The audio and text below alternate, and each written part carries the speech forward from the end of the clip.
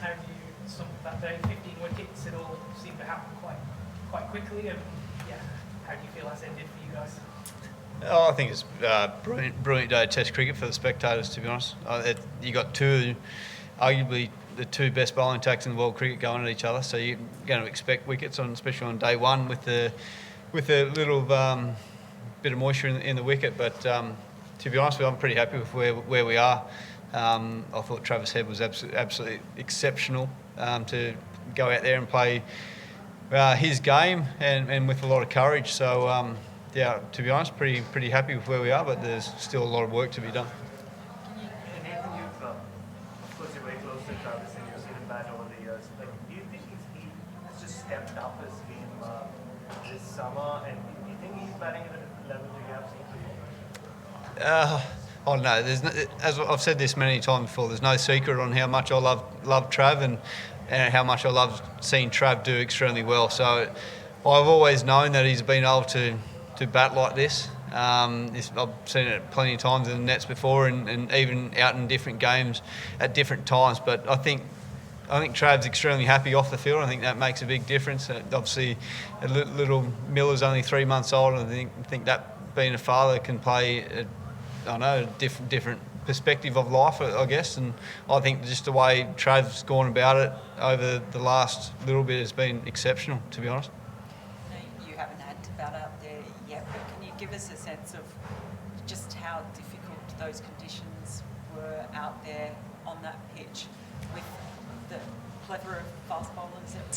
Oh, it's going to be challenging, but at the end of the day, we've got to remember that we're playing Test cricket, and it's going to be the hardest and competitive cricket that we're going to come across. And as I keep continuing to say, you've got two of the best bowling attacks going at each other in world cricket, and I think that's bloody exciting for Test cricket in worldwide, but especially this series. You're going to see wickets fall, and it's going to be challenging for the batters, and it's good to see, to be honest.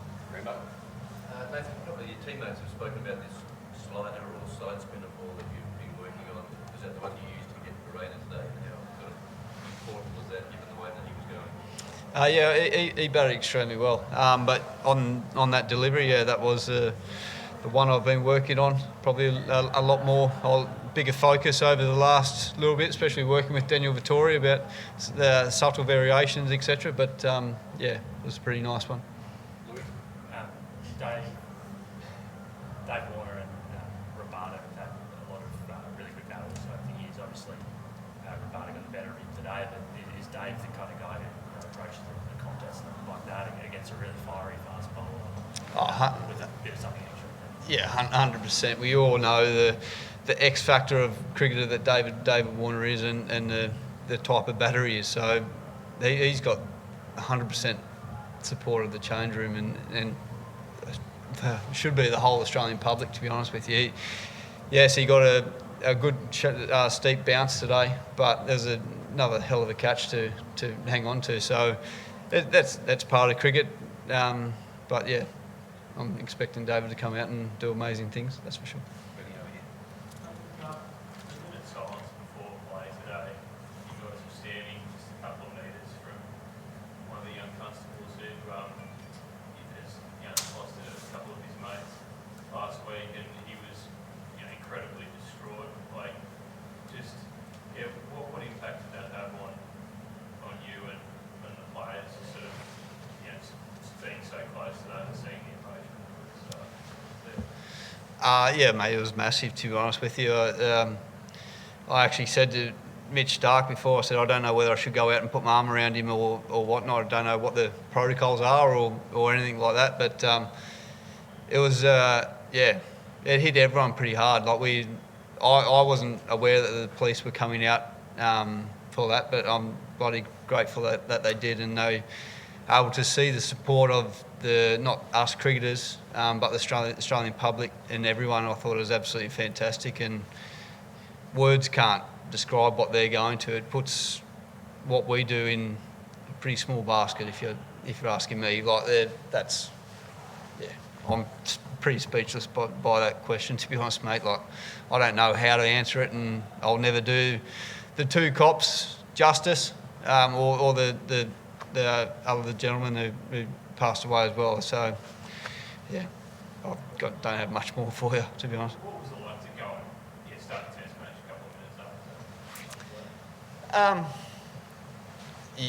That's our job. So it was a pretty amazing moment to be honest, and amazing is probably not the right word, but to go and say thank you to the cops or the police force after, I think that was a really nice moment, to be honest. And I think that I know we all had a little moment there, and we all said how tough that was. And but come cricket time, we've got to do our job. Obviously, a great sort of wicket and favouring the fast man, but how do you think it played for a spinner on day one at the Gabba? Yeah, pretty good. Pretty happy with it. I've always said I love bowling here, and I love playing cricket here, to be honest with you. I think if it seems it spins, that's, I know it's cliche, but I love bowling when there's moisture in the wicket, because you tend to get a bit of purchase and a bit of bounce here as well. So it's always a great place. I was just going to say you weren't keen to pad up there and come out. That decision's been taken out of my hands, actually. That was Pat and Ronnie making that call, and I actually said to Baz, I said, I'm happy to go out there if you don't want to do it. And he goes, well, you do it straight away. But it's a tough job. No one loves it. No one likes it at all. But I'm pretty proud of Baz to go out there and face the amount of balls that he did. Unfortunately, he got out, but in the big scheme of things, he did his job.